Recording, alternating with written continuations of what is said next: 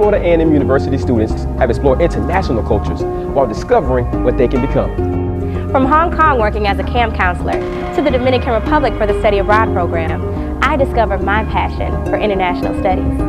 As Miss FAMU, the university has prepared me to represent my institution in the global market. Discover what you can become. Descubrir lo que puede llegar a ser. Yeah, what she said. For more information about our Study Abroad program, visit discoverfamu.com.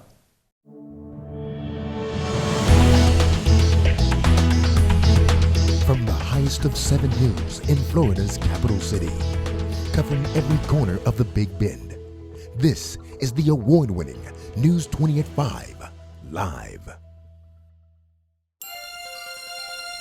The body of a man found in a local pond has been identified. Jorge Altuna was found in a Tallahassee pond on Thursday. Good evening, you're watching News 20 at 5. I'm Brianna Willingham. The Leon County Sheriff's Office says Altuna went missing Wednesday, and family members last heard from him on Sunday. Family members also stated that he may have been depressed and called the police about their concerns. Officials say there is no evidence of foul play, and the Sheriff's Office is still investigating the cause of death.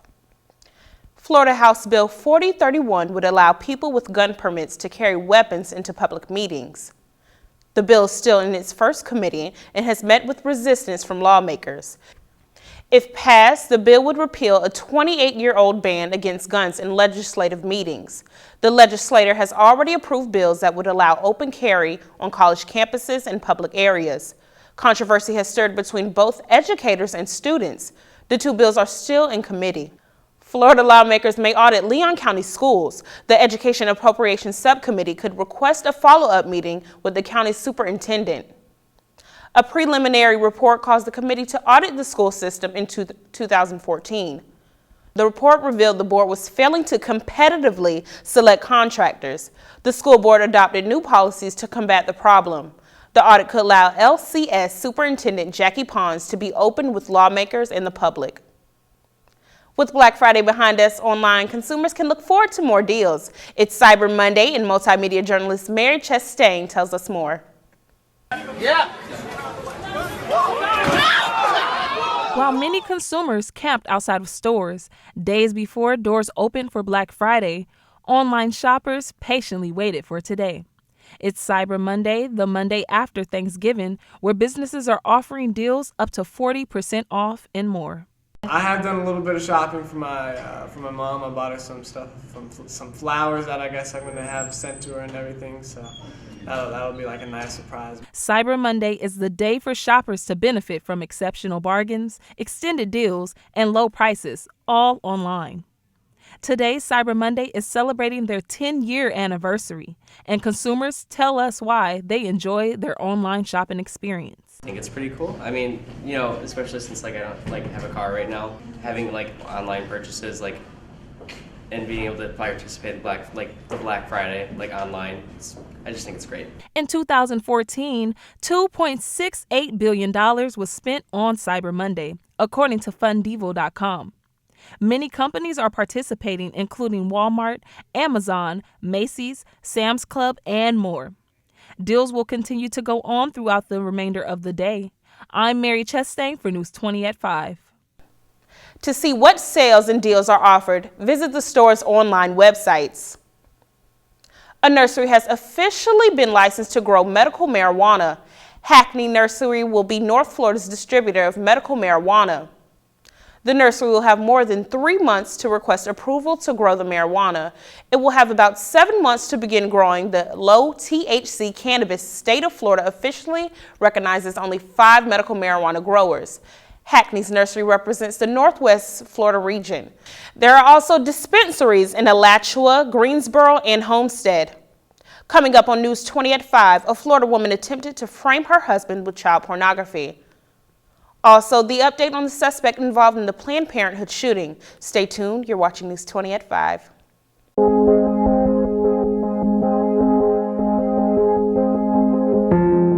Every day, our brave troops and their families stand up for us. For years, we've asked so much of so few. Now we have a chance to serve these heroes. To give time, offer comfort, or lend a hand. To ease the burden on a military family. Let's honor their service by volunteering ours.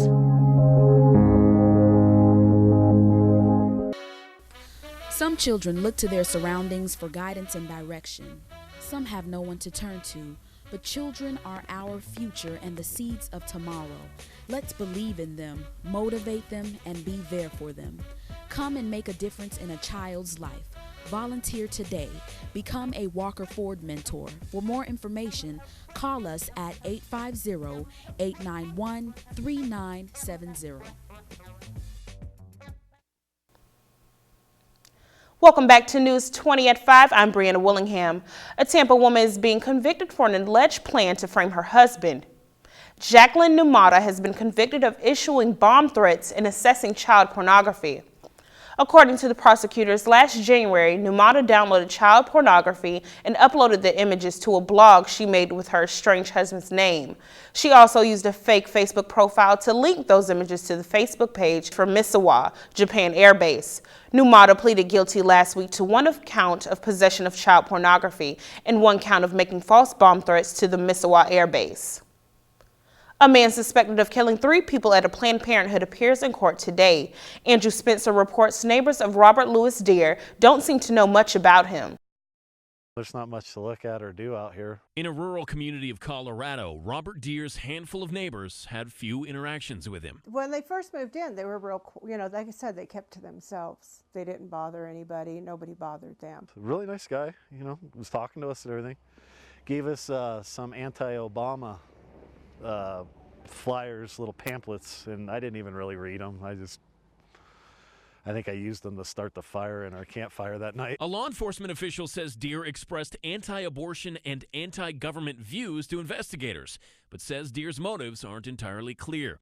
Police say Deere surrendered at the end of a 6-hour standoff on Friday after shooting and killing 3 people and wounding 9 others at a Planned Parenthood clinic in Colorado Springs. The mayor says unless there's some sort of threat beforehand, these types of shootings are tough to prevent. It's very difficult for law enforcement to deal with individuals like this who don't commit serious crimes and get themselves on the radar that way. During his time in the Carolinas, Deere had a spotty record with the law, but he was never convicted of a crime. His wife accused him of domestic assault in 1997, but didn't press charges. In 2002, counts of being a peeping Tom were dismissed. In 2003, Deere went to a bench trial on charges of animal cruelty. He was found not guilty. But his history raises more questions in the aftermath of Friday's attack.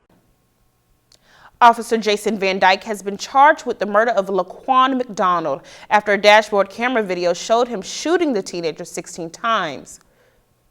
Van Dyke turned himself into authorities Tuesday, a few hours before the video was made public. Cook County Sheriff's Office said Van Dyke began his incarceration under protective custody at a local hospital facility, segregated from the general population of Cook County Jail. Van Dyke was denied bail at a hearing last Tuesday and is rescheduled to reconsider bail based on the content of the video today. A team of researchers from the University of Florida say urine may be a fertilizer. Using urine as a fertilizer would eliminate the use of chemicals in foods. The group has developed a way to separate the nutrients from the wastewater. The nitrogen, potassium, and other nutrients could be harvested and used for agriculture. Researchers say the treatment would eliminate the need to use chemicals on agriculture. The project won the American Society of Civil Engineers 2015 Sustainable Development Award. Pope Francis made a visit to the last remaining Muslim neighborhood in Central African Republic's capital today. The Pope visited to implore Christians and Muslims to end a spiral of hate, vendetta, and bloodshed that killed thousands over the past 3 years and divided a nation. Pope ended his 3-nation Africa tour, entering a district where most Muslims who have not fled Central African Republic's capital, Bangui, have sought refuge. About 200 men seated inside the Central Mosque welcomed Francis. The Pope's visit to the mosque marked the highlight of his 3-nation African tour, with previous stops in Kenya and Uganda. Gold is currently being traded for an all-time low. Multimedia journalist Berea Baker has more.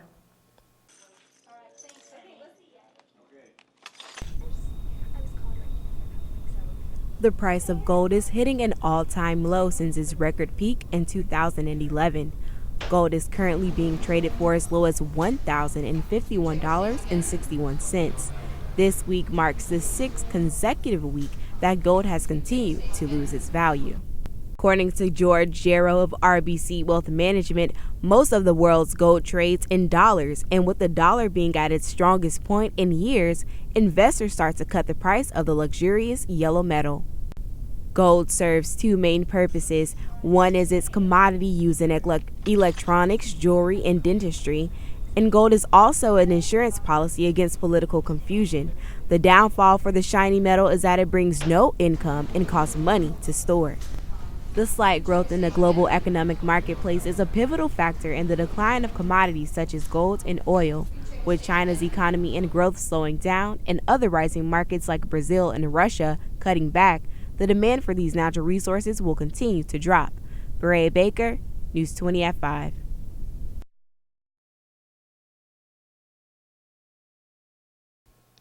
Top investors are predicting that the sale of gold will plummet to $350 within the next 5 years.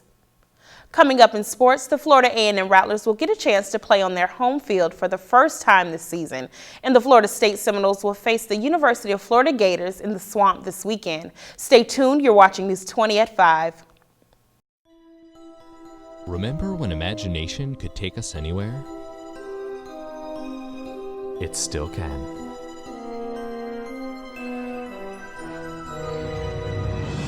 Destination Imagination is an extraordinary after-school activity that lets any child experience creativity, teamwork, and problem-solving. Parents and teachers, start a Destination Imagination team and let your child begin the journey of a lifetime. Welcome back. I'm Brianna Willingham with your sports. The Florida A&M Rattlers will face the Tennessee State Tigers in the Tallahassee HBCU Classic. Multimedia journalist Reginald Mizell has more. Florida A&M will get a chance to play on this home field for the first time this season. The Rattlers will face the Tennessee State Tigers Saturday in the Tallahassee HBCU Classic. FAMU has started the season on a tough 3-game road trip, losing all in blowout fashion. Head coach Alex Wood knows they still have things to improve on before Saturday's game, but said the journey for their first win starts now. We didn't play as well as we wanted to or liked, didn't get the win. We're still on our quest for our first win, and that's what this next game represents to us, is an opportunity to go win a football game against Tennessee State. But FAMU has been outscored 145-23 in the past 3 games. Redshirt junior quarterback Carson Royal knows that in order to lead this team to its first victory, he must keep his confidence. I can get a little up and down on myself, and I just have to make sure that I stay calm and I'm able to lead this offense in the right direction no matter what happens on the field. Coach Wood's message to the team is simple: move forward. you got to focus on that. You can't worry about what happened because there's nothing we can do about it. That's in the history books. Okay, it's over. So we got to focus on what's up next. And players are happy to be home, finally playing in their home stadium. Oh, everybody's up. Everybody's ready to be back in Bragg. Game time is set for 6 p.m. here at Bragg Memorial Stadium. For TV 20 News, I'm Reggie Mizell. Florida State University football team survived their trip to the Swamp over the weekend. For the 3rd year in a row, the Seminoles have reigned as the state champs, defeating the Florida Gators in a 27-2 victory. Sophomore running back Dalvin Cook scored 2 touchdowns and ran a total of 183 yards, 150 of which came in the 4th quarter. The Gators' 2 points came after quarterback Sean McGuire fumbled in the end zone, and the Noles are no longer in the ACC championship race, but are waiting for further details on the bowl game. African jewelers have made a monumental discovery, literally. The new discovery is said to be a diamond and is the largest to be found in nearly a century. The diamond was found in Africa's southern nation in Botswana. The Canadian mining company has not put a price on it because of its enormity, and it's too big for computer analysis. The 1,100 plus carat gem is worth about $66 million. Analysts say jewelers will have to rely on their expertise in order to put a price on the stone.